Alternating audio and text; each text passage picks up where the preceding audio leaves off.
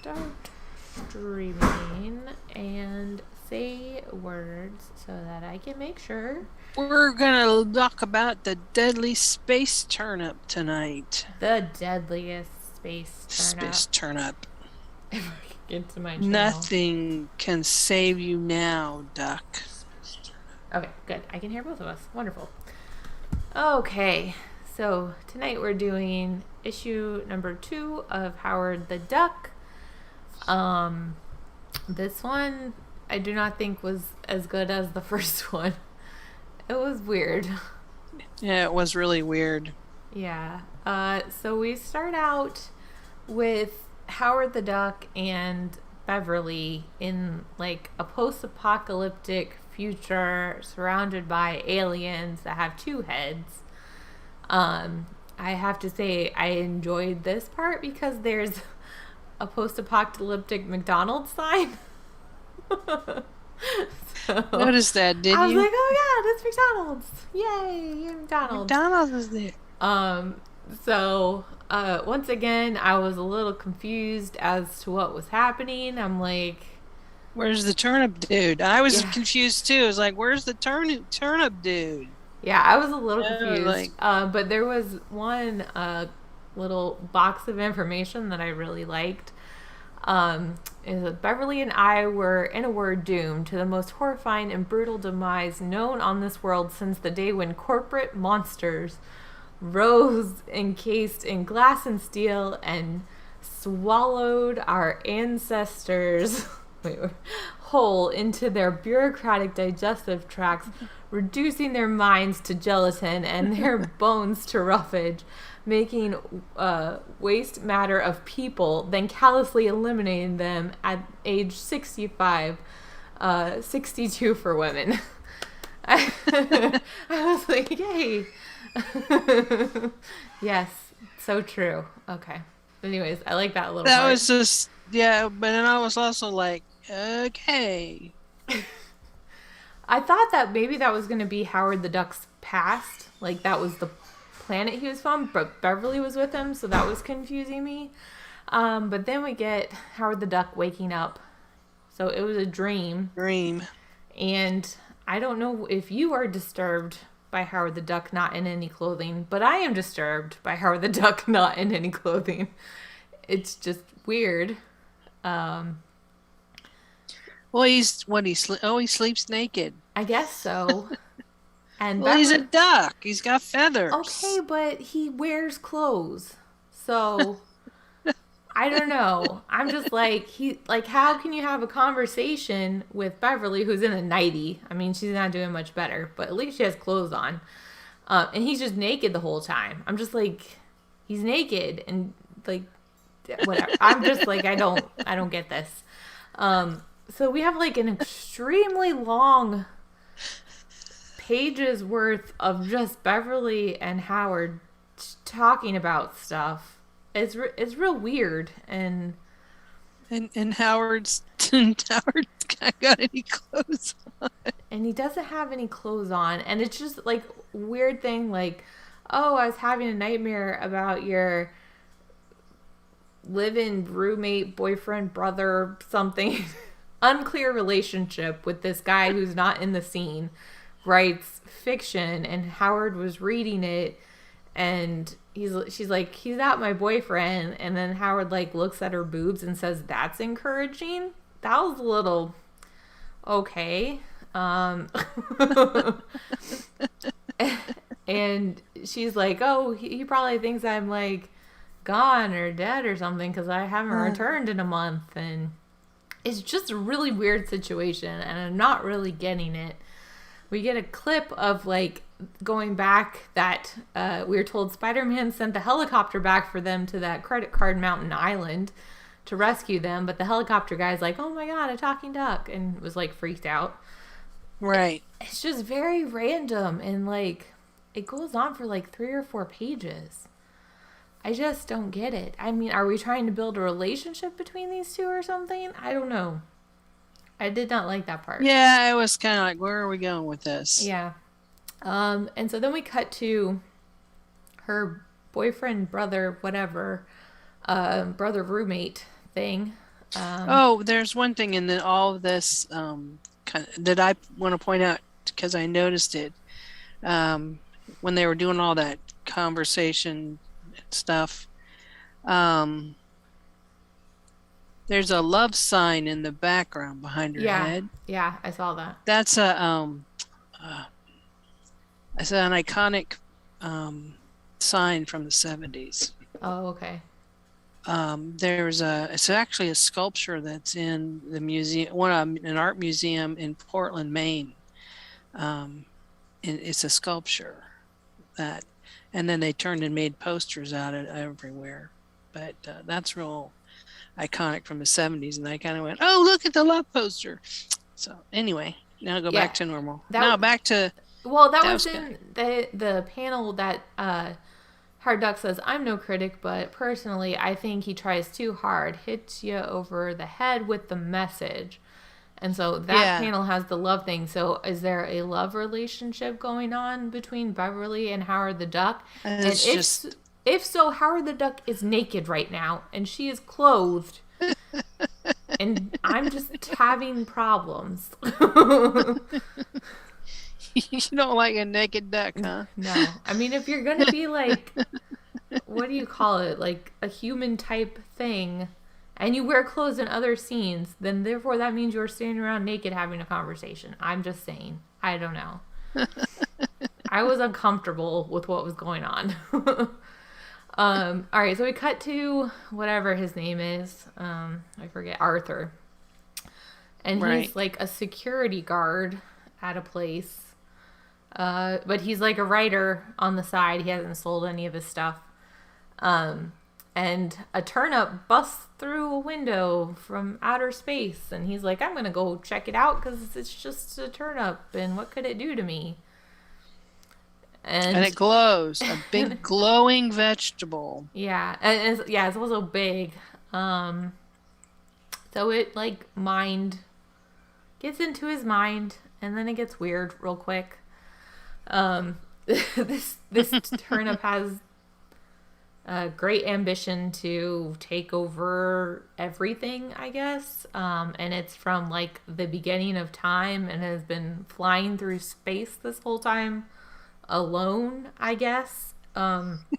We get like a full page essay about Arthur talking to this turnip. I just, how stupid do The you have to turnip be? This turnip, talking yeah, to him. is like real evil seeming, and it's a turnip who's like promising you your dreams. I mean, if this guy writes fiction, does he not have a suspicious bone in his body that this turnip Apparently is not. going to be like evil? Apparently he's never read any either where the science fiction. Yeah, that's one thing that just annoys me. Yeah, so it's weird. He agrees pretty much to sell his body to the turnip so that he can be a superhero in real life. But I don't even understand that because the deal is that the turnip will have control over his body. So how does he think he's going to be a superhero when the turnip has control over his body? I'm There's some big logic fails here in Yeah. this. There's this one I don't know where they're going. And also, like this is like don't do drugs, kid, because this is what happens when you drop too much acid in the 70s. You come up with this shit. An alien turnip from the beginning of time who wants to take over a human body. Okay. All right, Stan, what were you smoking back then? We cut Jeez. to Howard and Beverly on public transportation. Because it's too far to walk wherever they're going. And this lady who looks an awful lot like a man to me. I mean, I don't know, like, if it's supposed to be, like, somebody in disguise or something. Like, I was unclear. Because she's also, like, in a, like, potato sack dress thing. And Yeah, it's like a homeless person kind of but thing. I don't know. They just... It's one of those crazy people you meet in New York. Is he Okay. in New York or they're in Cleveland? Cleveland, yeah. Like, I'm just really confused about how they drew her. Because she seems like very muscular and large. I understand this is a comic book. I'm just like, I'm not getting the thing they're portraying. If it's like a crazy lady from the streets, I don't feel like this is the way you would draw her. And it's also foreshadowed something's going to happen. So, yeah. Anyways, and this crazy lady has a point. Howard starts smoking a cigar on the bus. It was the 70s. You could smoke on the Okay. bus. But that's rude. Even in the It was the 70s. 70s. It wasn't rude.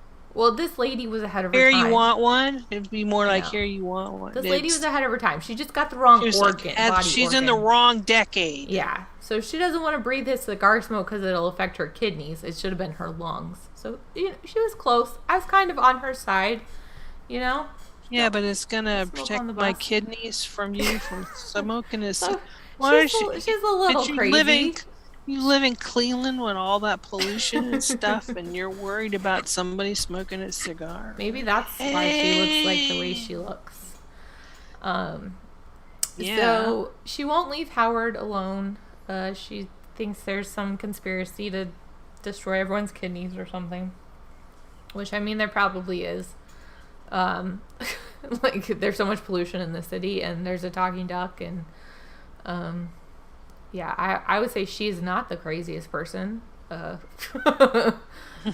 So, anyways, she squishes Howard's cigar, which makes him fly into a murderous rage, which, once again, I am very unhappy with, because at the beginning, the first issue, he was, like, sad about where he was. He was sad that people were, like, assuming things of him because he got in situations, and now he's flying into a murderous rage over a cigar. I understand they're trying to sell this cigar thing with him, but, like, I don't feel like that would be his character's move, but whatever. So clearly you've never been addicted to nicotine. He because it made total sense to me. Just don't touch my cigar or my cigarettes or my pipe. No, just so he gets flung into the bus driver, who then, like, goes off the road, and then by happenstance the Turnip Man is there to save them, with his chloroplasts photosynthesis cell, grade A fancy beam. Okay, I mean, it's a Turnip from outer space, so I don't know what he can do. Sure, he can do this. That's fine. And he saves the bus. Everyone gets off, and oh, look, holy spit! We've been rescued by a flying vegetable. And Beverly's like, that guy looks like Arthur. Which is probably saying a lot. That she's like, hey, he looks like a flying turnip guy. And then it gets kind of weird real quick. Again, he forcefully tries to kiss her. She doesn't understand what's going on. He's carrying on a conversation in his head, or it's unclear. Some of it's out loud, I guess. Well, so if the thought bubbles have little circles, those are thoughts, not spoken.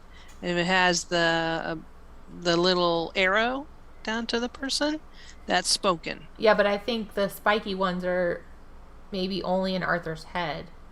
I don't know if she can hear them, or if she can only hear what Arthur says.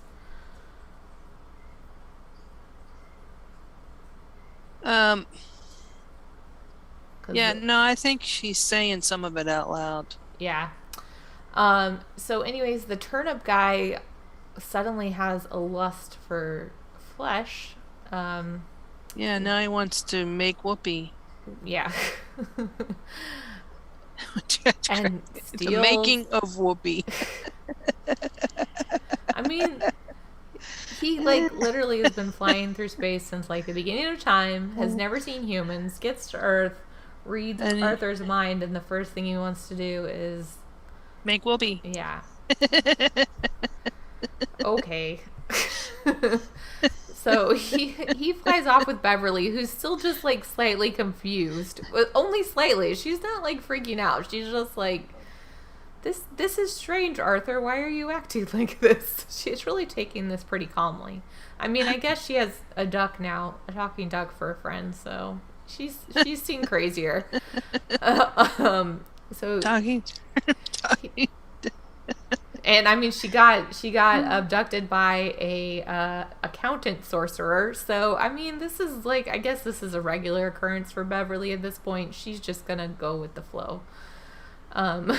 So he flies her to this little tiny park outside of Cleveland, I guess. And Arthur and the Turnip are pretty much fighting in their head together, like, please don't do that to my friend. We're not like that.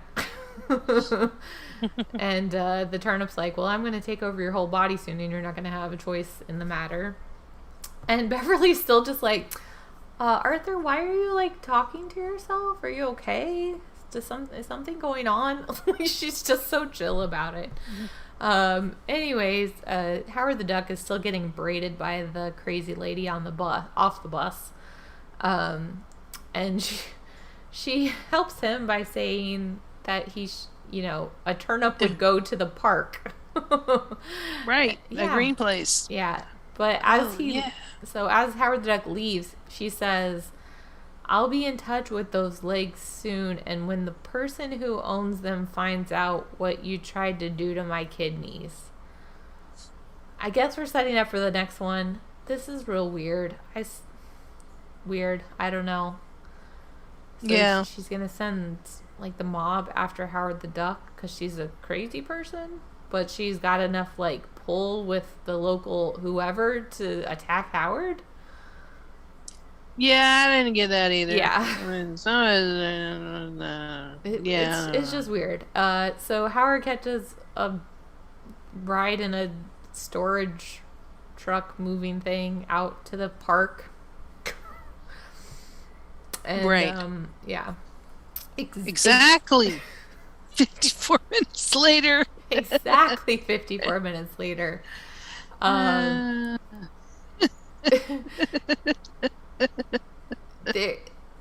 guess Howard's still having an internal fight with himself because Beverly still has not been touched yet, thank goodness. Because this is just weird and creepy all around. So they're in a mental fight with each other. Howard the Duck shows up and he's like, I'm here to save the day. And Beverly's, he says it's got a mind of its own or something. I mean, just Beverly's. Okay. She stayed the whole time, I guess, trying to figure out what's going on. So Howard the Duck tries to remove the turnip from his head and gets slammed into a tree. I get a little bit confused about what's going on. Yeah. He goes... He gets slammed into the tree by the beam from the head. Yeah. He said the brains are in the greens. So, like, he pulls the green top off the turnip. Okay. And gets... The turnip greens make him fly? I'm really confused as to how this turnip thing works. And so he like flies to a power plant and burns the greens in the power plant. Is that what you got? Yeah, that was kind of like, I don't know what the hell's going on. Yeah, here. I was very like, I don't understand what's happening. And so then we cut to Arthur's back at the house with Howard and Beverly and oh, it's flying blind. Because the turnip can see, but its brains are in the turnip greens? Well, yeah, because it's been separated from its eyeballs, so... Because the turnip And didn't have eyes. the brain go out and Yeah, it's unclear. It's unclear what's going on. So anyway. Anyways, Arthur. So Beverly says, "I hope you learned something from all of this, Arthur," and his response is just like not good. He said, "Yeah, there can be profound meaning in life without heroics. The universe isn't a melodrama, but a vast panorama of banal humanity. Man's soul may leap to the heights of fantasy, but its true value is down here in the mud, where the real trouble is." So that sounds very depressed. I think he needs some therapy. Yeah, he looks like he needs some therapy. Yeah. Definitely. And Howard's response is, "How about you're just not qualified to give advice on that subject?" That's not really the response you probably want to come back after his mind got taken over and he seems severely depressed now and he needs a therapist. Yeah. He definitely needs a therapist. And then next, the Kidney Lady's Bizarre Revenge. Is that the next? Oh. Yeah. And this says special thanks to Jupo Jim Starlin for his assistance in laying out this most challenging script. So was this Starlin guy the guy who came up with this idea? Challenging script?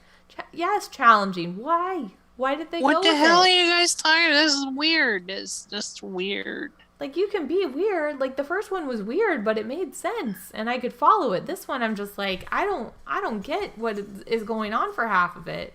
Yes, but he's the master of quack foo. So. I don't know why we had 3 pages of him talking naked to Beverly in some random apartment. Like, we could have cut that down to a page for sure. And maybe provided some more goings on with this turnip, because obviously we didn't cover, even though we had a full like essay on this turnip, it still wasn't enough to understand what the hell was going on in this comic. So I didn't like this one so much. I didn't either. Yeah. Though I am laughing. The ridiculousness of it. Yeah. I'm just like, for those 3 pages, I'm like, can just Howard put your shirt on? I know he doesn't wear any pants, but like, just put a shirt on or something. I don't know. It's not like you can see anything. I know, but it's just weird. It's a naked. I'm sorry, a duck wearing clothes to me seems weird. I'm just thrown off by what's supposed to be the way it's supposed to be and what's not. It's like,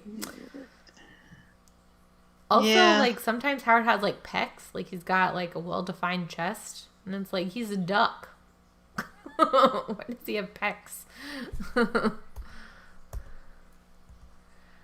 Yeah. So this one, no, weird, very weird. Didn't make a whole lot of sense. Once again, Beverly wasn't in a whole lot of clothes, but she still had a lot of lines of dialogue and remained calm.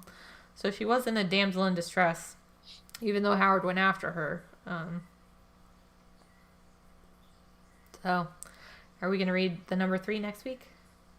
Yeah, Master of Quack Foo. I'm sure that one will be good.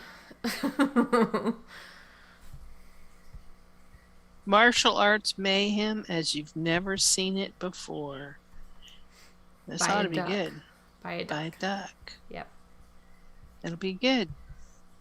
All right, so that'll be next week. So there was an interesting thing here. Gosh, dog it. Stop it. Thank you. Show me all the pages so I can get to the one I wanted to look at. She, Beverly was wearing an outfit, and it was like a halter top tied around in the middle, right between the breasts. Uh-huh. And her belly was bare. Yep. It's like a crop top thing. Yeah. It's like, yeah, I used to wear that. And she also has like bell bottoms. or flare leg pants. They're not really big as bell bottoms. No, Bell bottoms. I liked her Bell outfit. I thought it looked very nice.